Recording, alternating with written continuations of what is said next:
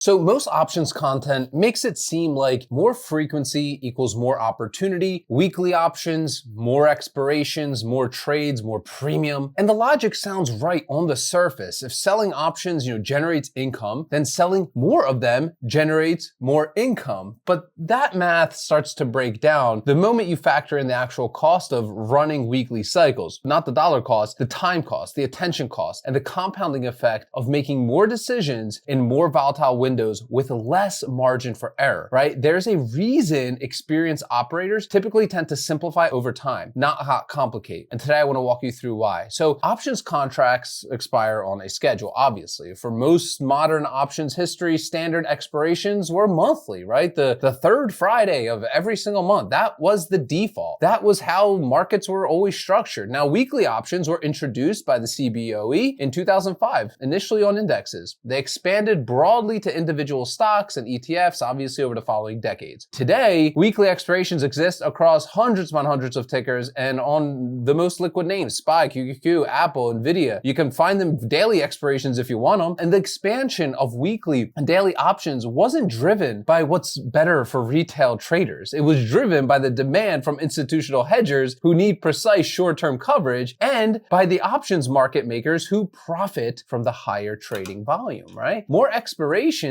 mean more bid-ask spread revenue, okay? More contracts traded, more activity, and that context matters, right? The availability of weeklies wasn't designed with the individual income-focused option seller in mind, like me and you. Oh, no. It was designed for a different use case entirely. And when retail sellers started using them for income tools, they adopted an instrument built for a completely different purpose, often without fully even understanding what that means for how they even operate. So I want to talk about the framework that I use when I evaluate any option structure. Firstly, what does this strategy actually require of me? And does that match the life that I'm actually living? That question, it sounds simple. Most people, they skip it entirely though. They look at the annualized return calculations, they compare the premium amounts, and they optimize for a number on a spreadsheet. But a strategy that requires, daily monitoring, in my opinion, rapid adjustment, and literally near constant decision making is fundamentally different proposition than one that requires, a few focused hours per week, if that. Look, I have work, I have business, I have family. I'm not a full-time trader. I don't want to be a full-time trader. Now, the Ark Options Strategy was specifically built for people in that position, people who want a systematic income from options without turning their portfolio literally into another job or a second career. Monthly options fit that life. Weekly options in practice often don't. Not because weeklies are a bad instrument, but because they impose a cadence that literally most people underestimate until they're inside of it, okay? The question isn't which one generates more raw premium for you. The question is which one you can actually execute consistently without stress for literally the next decade or two. Consistency over a long period beats optimization in any single cycle, okay? Now let's talk about the premium math, what it actually shows, okay? Let's look at the numbers. Say, because this is where the weekly argument usually starts all the time, right? A monthly option, say 30 to 45 days to expiration, might offer, let's say $3 in premium on a given strike, right? 4 weeklies over that same 30-day window might each offer 90, right? Total 360. On paper, weeklies generate more premium for literally the same strike over the same period. That comparison is technically accurate, I'll agree, and practically misleading. And here's where it leaves out. Each weekly cycle requires you to actively manage 4 separate expiration, 4 decisions on whether to roll, close early, or let them expire, 4 windows of elevated gamma risk, and that's the period of near the expiration when small moves in the underlying create large swings in the options value, if you didn't know. And that's 4 movements where a sudden new event, an earnings surprise, a macro shock, geopolitical thing, a forced decision that you weren't prepared for. Monthly cycles have one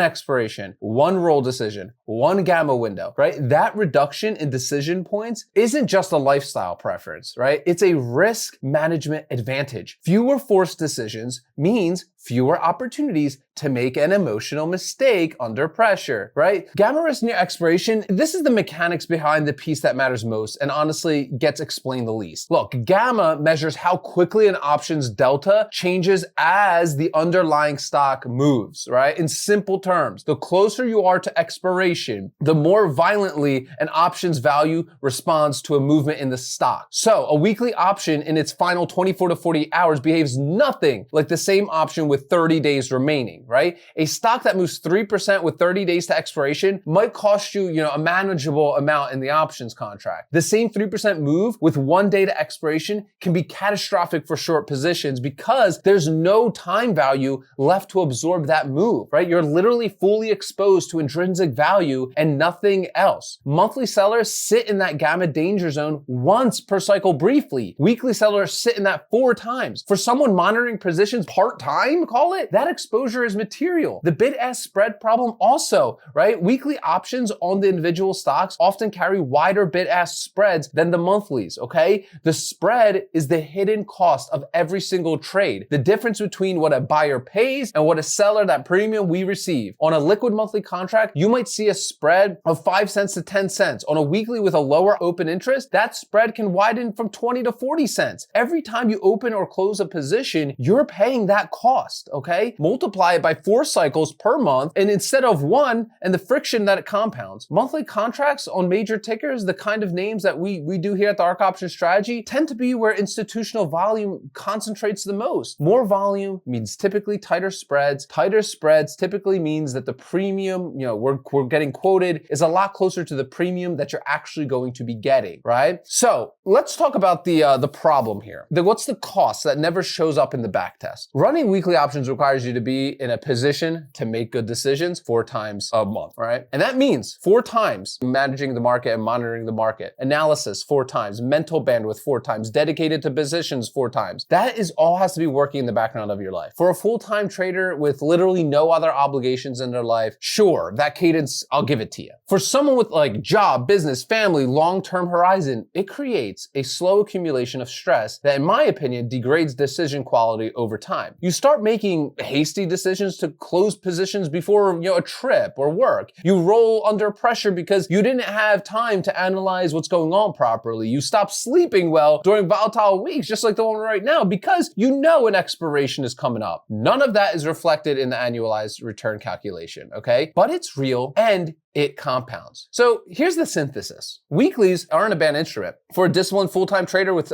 sophisticated risk management systems and the whole ability to even monitor positions throughout a trading day, weekly cycles for sure can be effective. I'm not gonna lie. That's a use case is real, but that's not the majority of people who get attracted to weekly options. Can we agree on that? Most people who are attracted to higher headline premium numbers without fully internalizing what the strategy even requires operationally, they compare numbers on a spreadsheet and pick the bigger one, right? Then they discover, usually in a volatile week, that the strategy demands more than they can actually give it. Monthly options ask something way more reasonable of a part-time operator, right? A few hours focused work at the start of each cycle, periodic check-ins here and there, 15 minutes a day, and 1 clear decision point before the expiration. That's a cadence, in my opinion, that fits into a normal human's life. That principle that underlies this one, right, that I come back to constantly is the best strategy, the one you can actually execute consistently without degrading your quality of life. And for years at a time as well. A slightly lower annualized return executed consistently for a decade, in my opinion, will outperform, a theoretically higher return that you literally cannot sustain. So here's where I personally land. I run primarily monthlies, primarily 30 to 45 day window, far enough out that theta decay is obviously meaningful for me, close enough that the premium is worth my capital commitment as well. I check positions a few times a week. I make my roll decisions deliberately. I never am trying to be reactive. I'm not trying to extract every dollar of premium from every week. I'm trying to build a system, a strategy that can operate well for the next 20 and 30 years, right? While I'm working, while I have kids, while they're growing up, right? While I want to play golf, and obviously into my retirement as well. And that time horizon obviously changes how I evaluate every single strategic decision. And the question I ask myself before any trade I do is, can I manage this position responsibly given everything else that's happening in my life this month? If the answer is yes, I run it. If the answer is I'm uncertain, I size smaller or I wait for a cleaner setup. That discipline, yes, it's boring, but it's also to the point. So that's the weekly options versus the monthly options breakdown, not just the mechanics, but the operational reality of what each structure actually demands. And And I have a couple questions I want to ask you for the comments. Are you currently doing more weeklies or monthlies?